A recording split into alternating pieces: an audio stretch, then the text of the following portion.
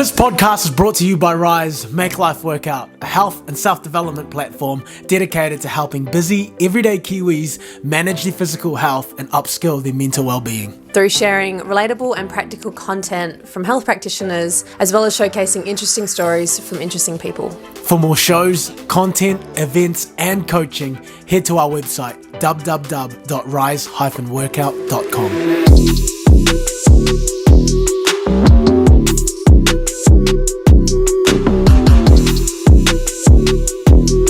How's it going, everybody? Welcome back to the High Frequency Club podcast. My name is Marwan Salerio. And I'm Shanae Bierman. We're here talking all things self-development, growth, and mindset. In this week's episode, we chat to mental health advocate Regan Green. He shares a story on how he dealt with the loss of his best friend, the turning point on when he needed to ask for help and go through therapy, as well as the benefits of working with a professional to help order his inner world and his thoughts.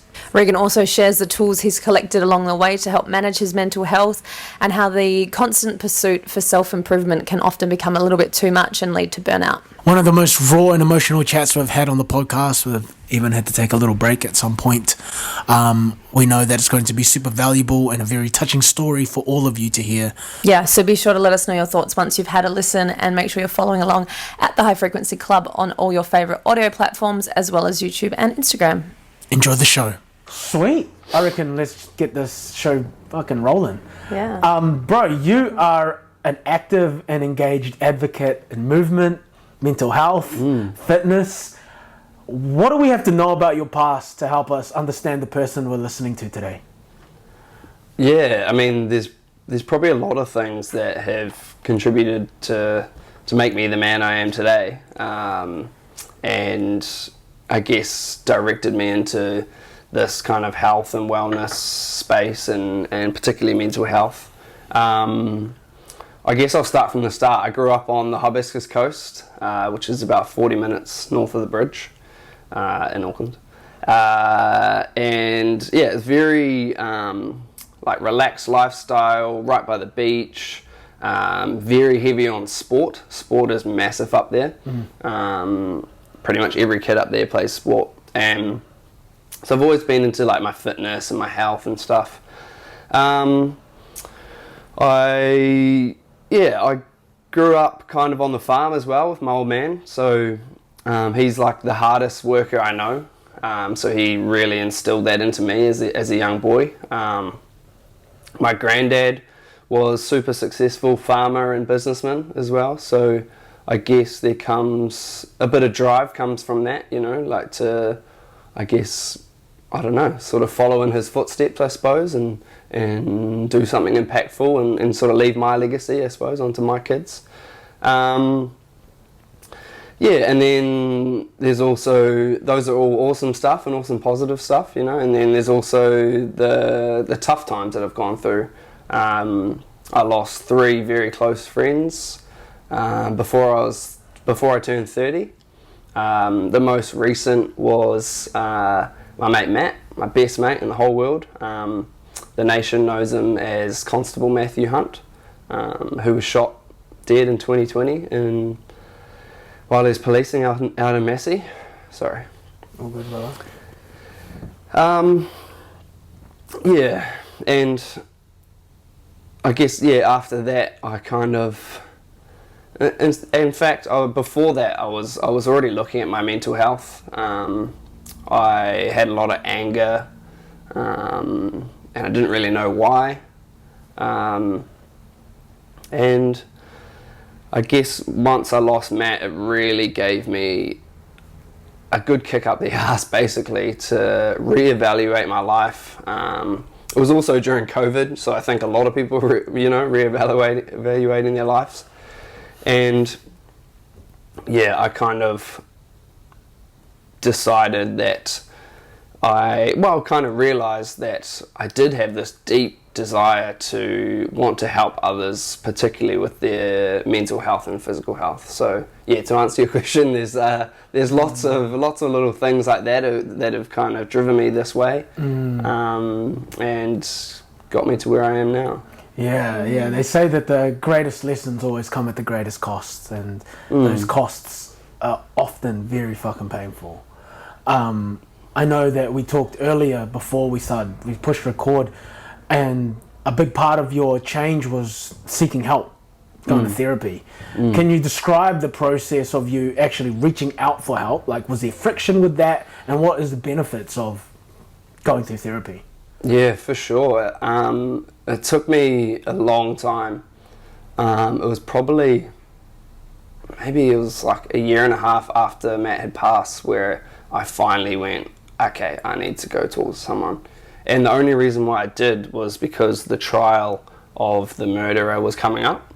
And I thought, all right, I need a bit of help here. I need to be talking to someone who knows what they're talking about. Sure. But prior to that kind of whole year and a half, probably classic Kiwi bloke mentality that I'd grown up with, just thought, nah, like I don't need to talk to a therapist, I don't need to go. I can deal with myself. And I learned a bunch of tools, like mental health tools, which we can obviously go into. I had a tight family, had tight friends. We were all really good at supporting each other. We were all really good at continuing to talk about Matt, and I thought that was enough. And then, coming into the trial, I felt myself getting like a lot of anxiety, a lot of stress, etc. And then I finally reached out to someone, and it was terrible. It was such a bad experience. And I only had 2 sessions with her. What was the bad experience? Initially, I went in, like on the first session, I went in and she kind of said, oh, so this was actually a free one. I went through work, and I went in, and like pretty sure it was the first session, she said she doesn't really go too deep. And I'm like, well, aren't you a therapist? I want to get my demons out. And 2, she offered me prescription pills to get through the trial. And I knew straight away, I was like, nah, I know I'm in a bad place. And, I'm getting a lot of anxiety. And of course, I'm sad and depressed. I've lost my best mate. But I knew I didn't need pills. And she didn't know enough about me to be offering pills. Which kind of scared me, because how many young people were going in there and then going, oh, okay, yeah, I probably do need them, and then taking the pills, and that leads to other issues, which is something else we can unpack. You put your trust into them because you think, well, they know this is their area of expertise. They know what they're talking about. So, yeah, totally. Yeah. Which was a shame, and definitely worries me with. So what made you go back for the second session? So, and that's the other thing. I didn't seek anyone else out for, it might have been like another year or so. Wow. I just went back to the whole, I can deal with it myself. And I was just using my mental health tools, which, don't get me wrong, super, super helpful. And like I said, I've got a beautiful family, great friends, which was getting me through, but man, I was just having way too many low days, I was still constantly thinking about Matt and not the good things. I wasn't remembering him for all our good memories, him and I travelled Europe together, we went to high school together, we've got so many good memories, and all I couldn't get out of my head, his death, him bloody lying in his coffin, all these horrible memories that I just couldn't get out of my head. And it's not really something that me and my mates had talked about, because you don't really want to. So I finally reached out to someone else, and it was probably because that anger kept coming out, and it was my wife and kids that were copping it, They were the ones who would have to see me at my low point. I was, like everyone, it's so easy to hide it when you're out in the open. Finally linked back up with someone, and she's so good. So bloody good. I've been going to her, I'm not sure now, maybe 5 months or so, roughly. Currently still? Yep, I'm actually going there straight after this. I might not need to. Fucking hell. Yeah, so yeah, I honestly highly recommend to anyone who's going through anything. Like, you don't have to have this huge, horrible moment of losing a loved one or going through a traumatic experience. You know, it could just be like stress at work, or your kids stressing you out, or it could be anything. Like, it's so helpful, and you could just go for a couple of sessions, you know, and see what it's like. Just yeah. You described what made the previous one not so good, and that were your non-negotiables, no deal, moving on. What makes this current one so good? Just so when people can have a reference point on what a good therapist is, if they're currently on the fence of hiring one. Yeah. So what I like about therapy, and what I kind of realize is, it's you go in, you sit down, and it's 1 hour of just talking about you and your crap, like all the demons, like I said before, you know, all the things that you think about all the time. You know, it could be something that you said to someone 10 years ago and you really regret it because you know you hurt their feelings. Or, I don't know, it could be, it could be something super traumatic, but, you know, like, we all have these things going on in our heads, and you just get to sit down for that 1 hour and just get them out, you know, and they might be silly. They might be something that just sounds super silly, but the therapist is just so good at, first of all, it's just listening, you know, because the best part about it is you talking, really. But they can just, I don't know, it's really hard to describe. Like, they can unpack things, they're totally understanding, there's no judgment ever. It's this beautiful, safe space where, there's no judgment, no one knows you, you know, because obviously you can talk to your loved ones about things, but I've told her things that I've never said out loud before. And can you imagine the relief of that? Like, things that are just festering in my mind that I haven't told a single soul, literally never said out loud, I can go in and talk about it. And, like, it's just amazing. You walk out feeling so good. Sorry to interrupt. For a couple of years, I worked with like a leadership mindset life coach. And what that helped me do was something very similar. I had like a big yarn of string in my head of thoughts, and being able to pull it out and articulate it, it was then her job to unravel that yarn and then bring out the points and reflect back points very clearly. Totally. So Marwan, I heard this, and this. What problem would you like to tackle today that would make the most impact on your day today? And that's what helped me, because in a sense, it's like there is just like a hurricane, a storm in our heads, and it all seems so big and it all seems so messy that when you have someone to articulate it to, who has the communication skills to be able to put it into order, everything then seems so clear, you know? Yeah, I think in my experience with therapy, they always said that you're getting, when you're being caught up in it, you are just, it's a blur and there's so many overlapping pieces, and by going to therapy, talking it all out, you are zooming out, you're getting sort of a bigger view of things, and from there you've got someone to help you work through those things of being like, okay, well, you know, and giving you tools to then sort of address those things that you might feel like, oh, you know, I feel like I can't stop thinking about this or whatever it is, and they're sort of giving you tools to help go through that. Yeah, and the one thing I found amazing, there was, and I don't want to go into too much detail obviously because it's, you know, a lot of it's pretty personal, but a lot of the things that, you know, trigger you or piss you off or make you upset, all of them stem from something that happened in your past. You know, I'll share one example. I used to, it's not as bad anymore because I've unpacked it with my therapist, but I used to get super like angry or frustrated if I lost something or couldn't find something.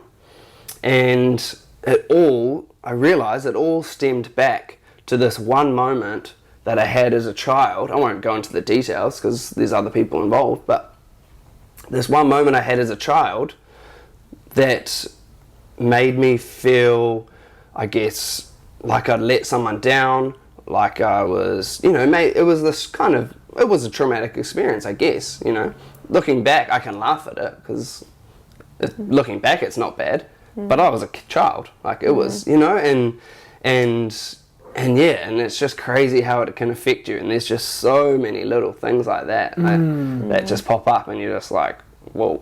Yeah, it's trippy, because as kids we don't have the emotional maturity or the intelligence to rationalize traumatic experiences as we do as adults now. Totally. So we take those events and create meaning out of it, and then we push it down into our subconscious, and it comes up into our consciousness in adulthood. It's like we're carrying a backpack of events and meanings in our lives, and we're carrying it throughout our lives.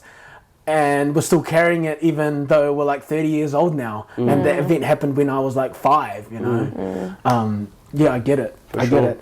I just want to go back a little bit, bro, when you were talking about your low days. There was a point in my life where I went through a breakup and I was sad for a long time. But I always knew that the feeling of sadness was not inherently who I was. I was quite joyful. As I am, like right now and most days. I was a joyful person. I am a joyful person. Yeah. So I knew that the sadness was, I was experiencing it, but I knew it wasn't me. So that's what gave me hope. I didn't fall into a spiral. I was close at times, but I didn't, because I knew that it wasn't me. What gave you hope in those times? Because you kept seeking out help. You knew, you're right? Yeah. You keep seeking out help. You keep seeking out help. Yeah. I think, just to be clear, like, I still have very, very low days. I kind of fluctuate between, and I'll never label it because I hate, I don't like labeling things like depression and bipolar or whatever, like, because it's just, everyone kind of sits on a mental health spectrum in my eyes. But if you're rating it out of 10, 10 being your best day ever, 1 being your worst day ever, like, I fluctuate. I'll have days where I'm 4s, and then I'll have days where I'm 8s. And all I'm trying to work on is to have more 8s than 4s, There was once upon a time where I was trying to completely get rid of those days where I was 4s, but talking with my therapist, I realised that's actually impossible, because that's just what happens to humans, So I just wanted to add that little caveat in there. But, good. But yeah, so when I was having those really low days, or even now, I suppose I've just got my tools to fall back on. My meditation, my exercise, breath work. I've gone a bit extreme, as you know. You've probably seen in my socials. I do almost every mental health tool under the sun. Even just going down to the beach and getting in the water. But yeah, I suppose now, and I think it's massively because of meditation. Now I know when I'm having those dark thoughts and I'm in those really lows, I know that that's not me. And so what meditation does, it teaches you to become the observer of your thoughts, not that you are those thoughts. And it's really easy to sit here and say that. And someone who's listening might be, in a really dark place and just thinking, nah, like having all these dark thoughts and just totally consumed by them. And don't get me wrong, I still get that today. Even though I have all this knowledge, even though I have all these tools, it still hits me like a wave. And I might have hours or even days where I'm so low, my self-worth is super low, and I'm feeling lost. I don't know what to do with myself, and what am I doing with my life? All those things start popping up. But there's there is a bit of hope there. There is a tiny voice in the back of my head now that can say, you're just at a low point, you can ride this out. Almost wasn't going to say this, but do you know what's like I relate it to? It's actually like taking recreational drugs. Like, I don't know if you guys have done that, but you know, like I've been to festies and I've taken fair share of recreation. Yeah, you know. Sorry, Mum. And it's very similar, you know. You can go into a very dark place, you know, they call it the come down, obviously. Yeah. But you know, you're like, oh, I just need to ride this out and I'll be sweet again soon. Yep. You know? And it's oddly, it's kind of taught me to deal with my mental health because it's so similar, you know. I can be feeling super low, and yeah, you just need to listen to the voice that's I guess telling you things. It's all going to be okay. And it's not forever. You might have that, like you said, the low few hours of the low day, but you can just try and, which is hard, like you said, when you're in that state, to try and remind yourself of the good days, because I think when you're in those low moments, all you think about are all your low times, and you are thinking like, fuck, I've been low for so long, like I can't see my way out of this. But it is reminding yourself that like, no, the sun will shine, I will get out of this cloudy dark spot. And vice versa, enjoying and making the most of your good days, knowing that they're not forever as well. Yeah, I think it's important to point out there too, like if you are super low, it's not likely that you're going to get back up to an 8 by just lying in bed and riding it out. That's not what I meant at all. You still have to take action. You still have to go and do something that makes you feel good. Yeah, you know, aid the journey. That's it. Yeah. So if for some reason the beach for me is like my happy place, I go down to the water and I just feel so mean. Just jump in the water. So I might go do that. Come back. It's not going to be magic. I'm not going to be fixed. Yeah, boom, I'm at a 10. But then after that, you know, you might feel like a little bit better, so you can go do a workout. And then you've just done a workout, so you want to fuel your body with some healthy food, you know. It all snowballs. And yeah, so I just wanted to make sure I wasn't saying you just need to ride the wave and wait till you feel good. Of course. Because those good feelings come after action. Mood follows action. I love that saying, mood follows action. And like you said, that doing those things are probably what will set you up for then tomorrow you might be a 6 out of 10 at least, you know, and sort of you're getting back up towards the 8. For sure.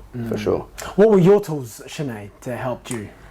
My probably biggest one is journaling. For that, like you said, the same thing you get from a therapist is getting all your thoughts out. So I find, and that was the biggest thing I think I had when I'd last seen my therapist. I'd gone a while without doing that, and that's when she said, you need to be getting back to that journaling out, getting all those thoughts out of your head so that they're not all sort of building up. So that's really the biggest thing for me, because one, you sort of, again, it's that detachment, like when you write things out or what you're feeling, you are kind of like, oh, that's crazy that I'm thinking that, or I feel that about myself type thing. And then like you said, trying to always just prioritize those things that make you feel good. So for me it is just catching a sunrise or a sunset, going for a walk outside, catching up with friends. They're all the little things that sometimes we just get busy with other stuff and we forget to be prioritizing the simple things. I know you've just mentioned meditation, bro, and the sea. What other mental health tools do you have to help keep you on the high end of that spectrum? Oh yeah, how long you got? How long do you have, bro? We got all day. So meditation and therapy are definitely the two best and my two go-tos, and seem to be the most effective. I guess my more instant ones, you know, if I'm feeling super stressed, you know, me and my wife might be arguing, or the kids might be playing up and I'm feeling super stressed, the two kind of instant ones I use is the cold. So I might jump in the ice bath, or even just a cold shower, or breath work. Just take myself away for 5 minutes and do some sort of breath work technique. There's so many out there, and you can't really muck them up, because they all make you feel pretty good. And then I've got a sauna at my house. I mentioned the ice bath. I'm slowly starting to get into journaling as well. I'm finding a bit of a block, and I can't seem to get consistent with it. but I can definitely see the value. I use to-do lists, which is, you know, similar thing, just get all the crap out onto a piece of paper. Yeah. And then I guess for me, time with friends and family as well is also a tool. I wouldn't necessarily like use it as a tool, you know, because it kind of just, I don't really know what I meant there, but I suppose it just kind of happens, and I get a lot of energy from spending time with friends and family. But yeah, it's awesome. So with the practice of all those tools and through time, what's your relationship with your demons now? Say that one again, sorry? With the practice with all the tools that you've listed off, and the passing of time, what is your relationship with the demons, with your demons now? Yeah, I guess I'm more aware. I've got a lot of self-awareness. After I lost Matt, I pretty much put my life under a bit of a microscope. And I wanted to basically pick up my flaws and fix them, or at least, you know, make improvements on them. I wanted to find areas where I could grow as a human, and in doing that I became very self-aware. I became very aware of my triggers, demons, whatever you want to call them, you know, your inner critic, whatever you want to call it. So I guess my relationship with them is I'm very aware that they're there.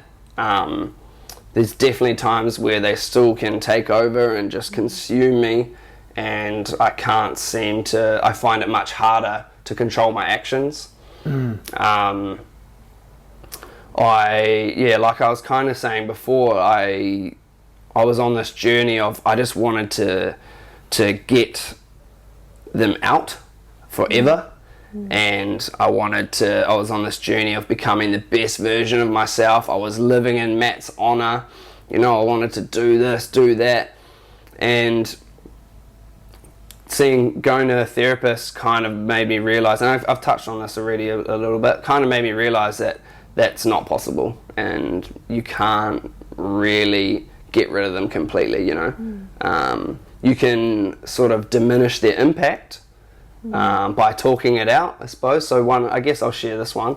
One thing that her and I really unpacked was not just the loss of Matt, but all the little things around it, and all the little moments. Like, I think it was only a couple days after we went out to the site where he was shot, hands down the hardest day and the worst day.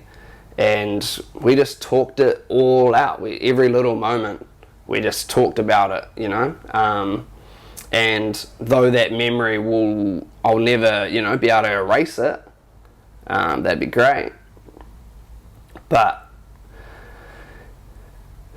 yeah, sorry. All right, brother. I'll never be able to erase that memory, but I can diminish its impact, you know.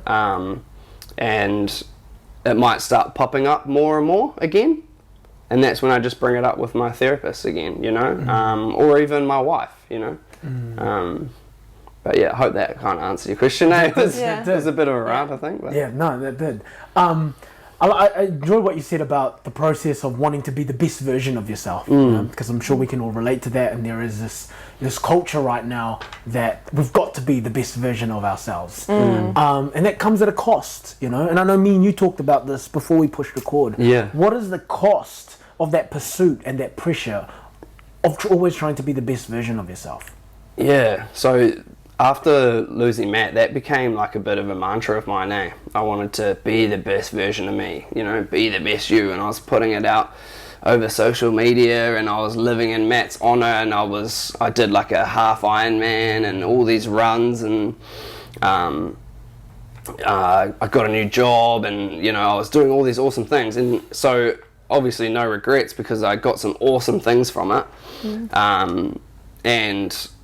it's helped me grow, and it's given me these amazing things. But it got to a point where, what's that, the diminishing returns, where it was actually stressing me out more than it was adding value, or making me feel good, because I think I got too caught up on the big moments, and I got too caught up on these huge goals and ambitions that I had, and I kind of realized, like, the best version of you is never ending. There's no finish line. You can't be the best you, because you can always grow. You can always learn a new tool. You can always, get stronger or faster or whatever. So, which made it stressful, because you can never tick that box, And I was always looking ahead. I was always looking at where I wanted to be. Social media, obviously, as it has its good things, it's obviously bloody toxic as well. I was looking at all these other people doing these awesome things, going, oh, I need to be there.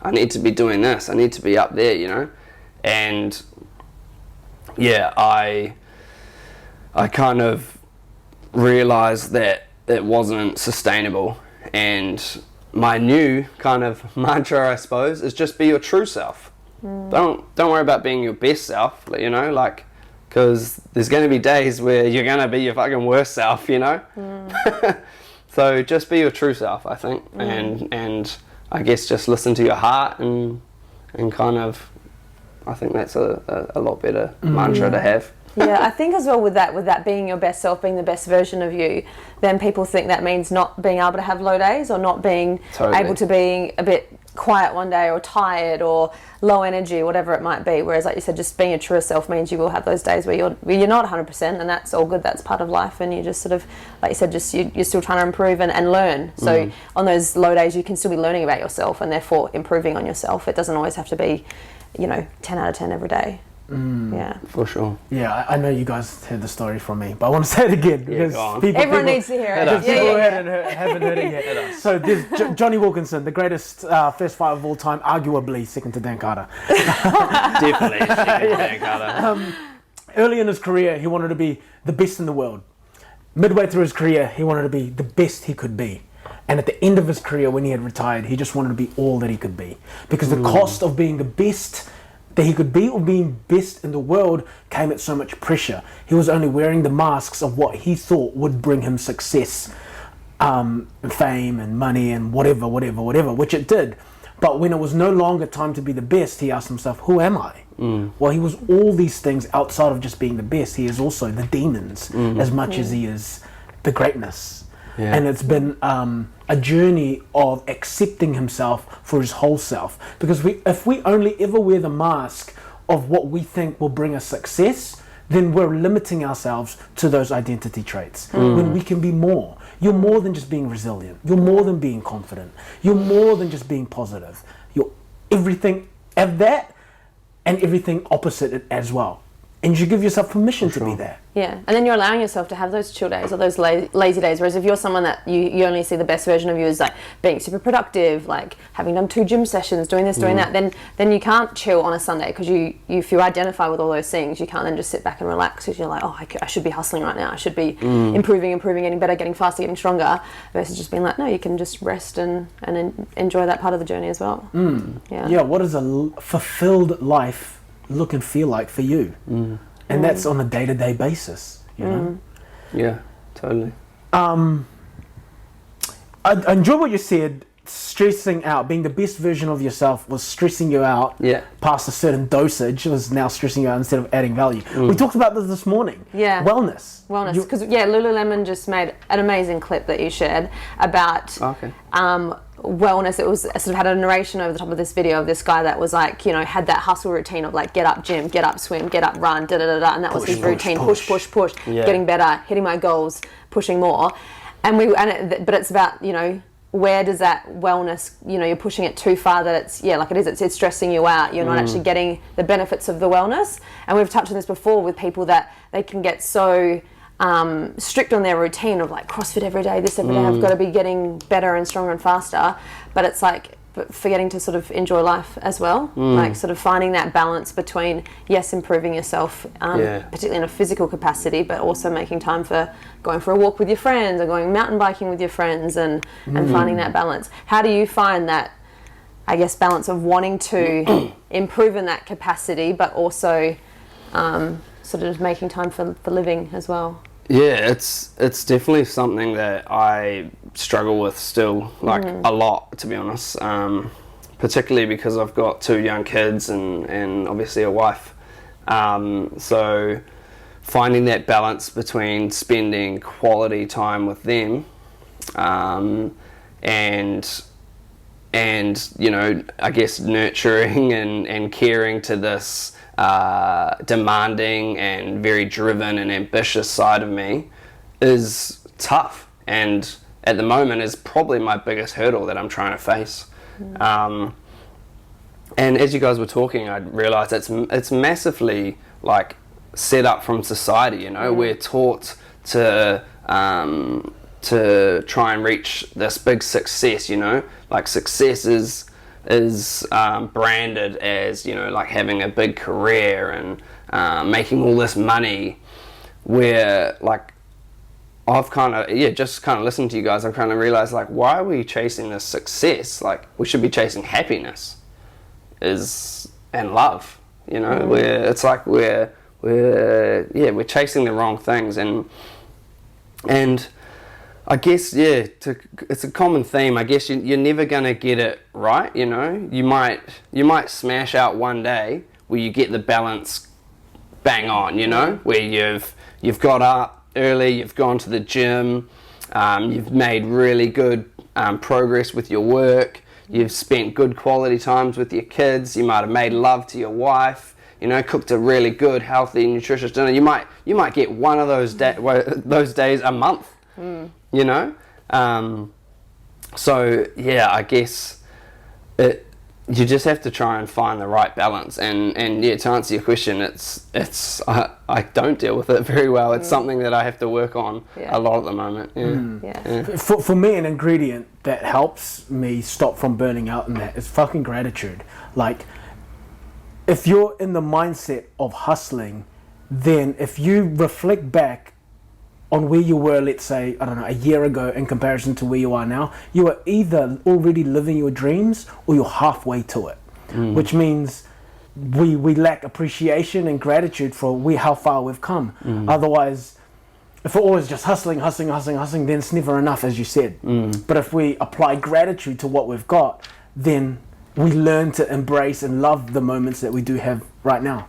For sure. Do you think? Yeah, for sure. Yeah, and I think, like you said, different life demands. So there will be times where you might have a new job, new promotion, and you're focusing so heavily on that that it means, your training might go by the wayside, or times with family and friends will go by the wayside. Other times it's you might have a newborn, and therefore it's like all the times to kids, and therefore your work's sort of dropping off, your training's dropping off. But I think it's just sort of managing your expectations as different life events pop up. Like same, someone's birthday on the weekend, it's like, okay, I'm probably not training this weekend because I'm going out for my friend's birthday and celebrating them. So I think it's just sort of, again, accepting the peaks and troughs of life. And the imperfection of life. And then not being hard on yourself for that, of not being like, oh shit, I only got to the gym twice this week instead of 7 days a week, which is what my goal was. It's sort of being a bit more, understanding that, things popped up and I'll get back on track next week. Yeah. Totally.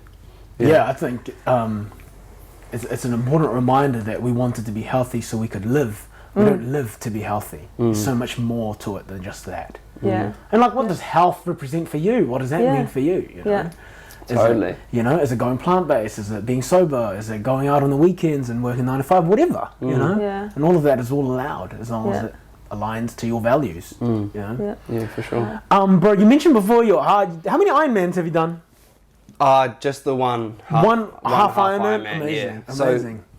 So, I hate to keep banging on about my mate that's passed. I don't want to bring the mood down too much.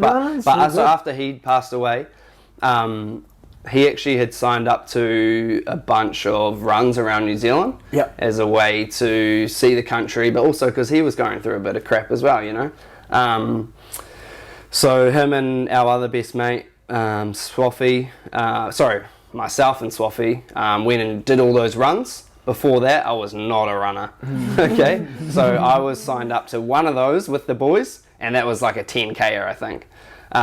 So I ended up, I think we ended up doing like something ridiculous, like 8 half Ironmans within like 6 months or something, and 3 of those were back to back weekends.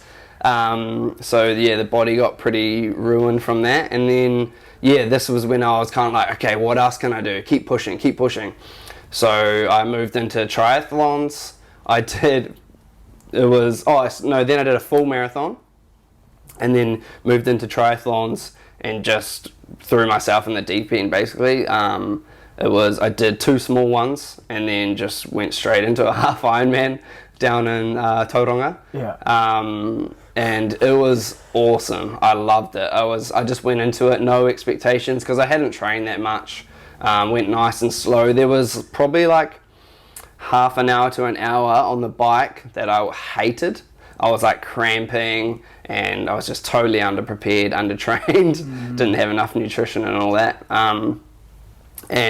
But yeah, other than that little period, I loved it. It was so good, and I can't wait to get stuck in once I've got my body right. Yeah. So what happened? It was a knee injury, right? Yeah. So during this period, doing all those events, did not take care of my body. Our recovery was going to the pub. Probably did some like stretching, but not much at all. A couple of massages here and there, but no mobility, no looking after my joints and stuff. So yeah, so the knee's what's giving me grief at the moment, but it's kind of all stemming from my hips. It's making my IT bands tight, abductors are tight.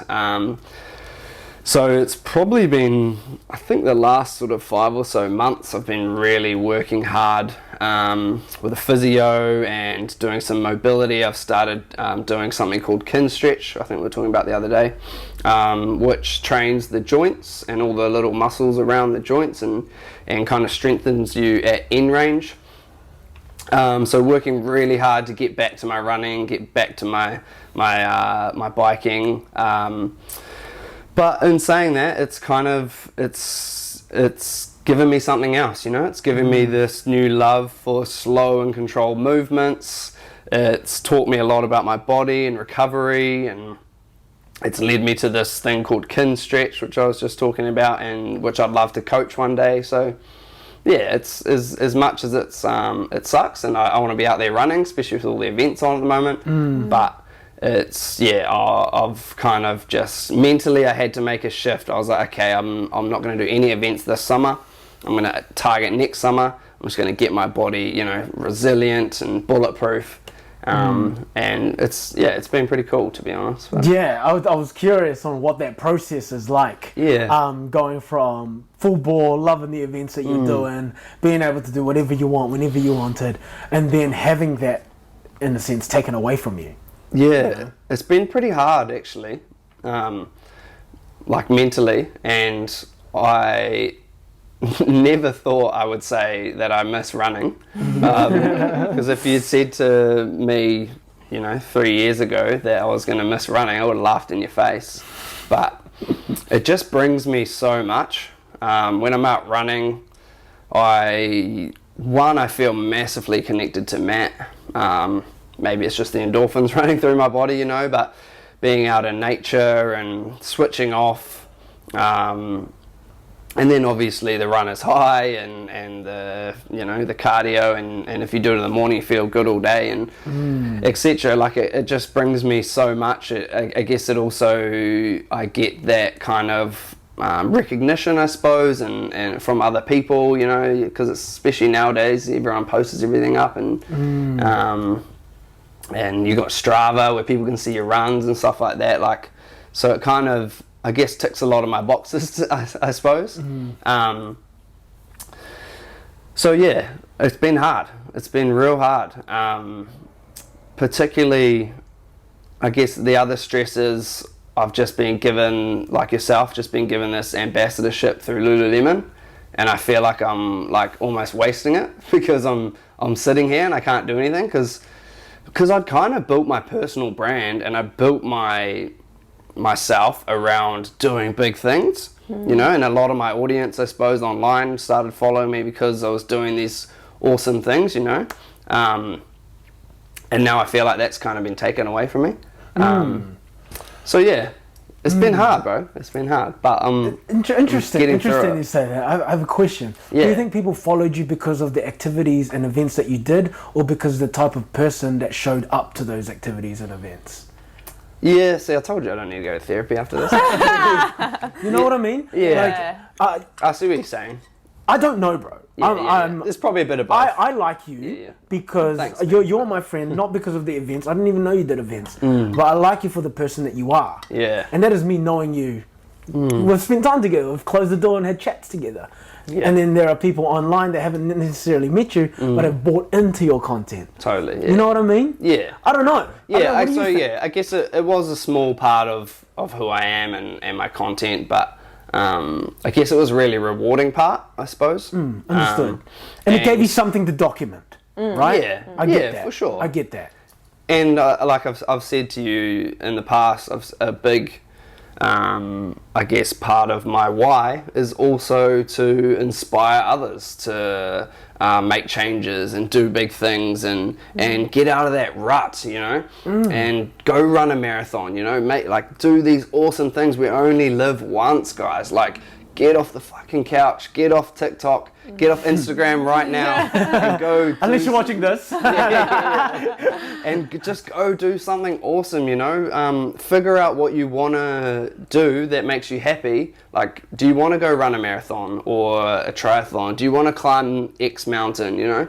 And then figure out a way to do it. And I suppose me doing those big runs and doing those the half Ironman I did, I guess I was walking the walk, not just talking the talk, and I was inspiring by doing, you know. And now with this knee injury, I feel like I'm more talking the talk. If that makes sense. I get it. It probably for some of your followers that may have just followed you for the event and been like, look at this crazy superhuman doing all these things, like now hearing that you've got a knee injury and you're having to pull back, they're probably like, it's a reminder that like, oh, you're human too. You're not a superhuman doing all these crazy things. Yeah. But you're still human. You can still experience an injury and then I guess people get to see the comeback when you are, like you said, sort of for sure everything in check and ready to go next year. Yeah. So. Yeah, I mean, if I followed someone because of the events they were doing, I would have followed them because of the show of bravery, courage, and resilience that that person did. And I just want to see that. As a follower, I just want to keep continuing to see the bravery, the courage, and the resilience, you know? Which is what you are. Like, I don't care whether that's an Ironman, whether that's you doing your amazing events where you're doing breath work and ice freezers, or something else. But as a follower, I buy into the person that you are, your personal brand, not the events. Totally. I buy into the personality. You know? Totally. Because I think, bro, get emotional. I think you're a great dude with a great message. Thanks, bro. And it needs to go out there. You need to go out there. You know? Thanks, man. You need to get it out there. Yeah, that's given me some fuel for the rest of my week and the rest of the month. Because you have a great community, bro, and they're all engaged. I see your social media, and I bet they're thirsty for Regan right now. You know, and like, where is he? Where is he? We're not signing up for the Ironman. We're signing up for Regan. Totally. Yeah, that's so true. And I guess what we're talking about off camera, like it's again, I got to take my own advice. It's not about those big moments. Like, yes, they're great, you know, and yes, I will do another Ironman one day. My big goal is to do the coast to coast, and I will do that one day. But then I've got to remember how I got there or how I'm going to get there. And that's all the little boring crap that I'm doing now, that daily grind of getting into my IT bands with a kettlebell and stretching out my hips, you know, all that like boring, horrible work that doesn't look good on Instagram and is mundane and I guess you just got to remember that that's what gets you there, and it's all, I guess that kind of links into the whole enjoy the journey rather than the destination, you know, because I might have this mountain peak right now, which is the coast to coast. you just got to make sure that you enjoy that journey, enjoy that hike up the mountain, because once you get there, once you cross that finish line, you know, there's just another mountain to climb. You know, you don't get to that mountain where you've, I don't know, and it could be anything. It could be I've made $1 million, or I've started my podcast that's super successful, or, you know, it could be anything. Like, because once you hit that peak or reach that goal or whatever, kick that goal, like, you don't just automatically become super happy and super content. No, because we're goal-setting creatures, and we're that way inclined. So you just got to remember, and I'm basically telling this to myself, you just got to remember to enjoy the grind, enjoy the process, because that's the main thing. That's it. That's the thing. That's life. Yeah. When you're hiking a mountain, the hike is the longest part of it. Like, you know, you get to the top and you see the view and amazing, but that's short-lived. Like, yes, it's amazing and you think, oh fuck yeah, it was worth the hike, but like, now you've got the hike back down, and that's always the longest part of it versus the amount of time you spend at the top. So Yeah. Totally. Treat the Good analogy, process as if you never arrive anywhere. Bro, before we start to wrap up, we've just got 2 more questions for you. Yeah. The first one is, where can people find you? Yeah, I guess social media is the best place. Instagram on Regan Green 91. I've bit the bullet and I've joined TikTok. Also Regan Green 91. Yeah. There's so much friction before you said that. Yeah. Edit that part out. But your reels are good for that, because they're entertaining. Yeah. They're entertaining. Oh, thanks, bro. Yeah, especially the one getting off the chair. You like that one. I But, cracked up at that one. or just come find me up on the beautiful Hibiscus Coast and we'll do a workout together or go for a run or something. Yeah, he's got his own home gym. nice. I do. Yeah. Sauna, ice bath if you can. There you go. There you go. It's a whole wellness hub. Final question, bro. Yo. If Regan is sitting in front of you right now, the Regan that was battling with the demons, about to go ask for help, if he was sitting in front of us right now and he's asking the Regan now for advice, what would you tell him?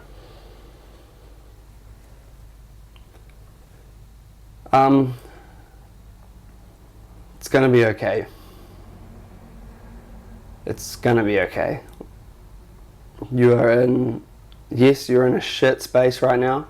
You're going through the worst thing that you have gone through in your life and hopefully will ever have to. But you will get through it. You need to just, I guess, evaluate your life, work out what's important to you, figure out your goals, figure out what you want to achieve, and break them down and figure out a way to achieve them whilst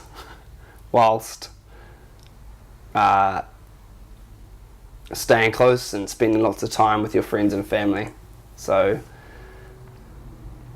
but yeah, the main message is it's going to be okay. Regan Green, everybody. Oh, about like a fucking pin drop there. Oh, brother. Oh, man. Oh, bro, thank you.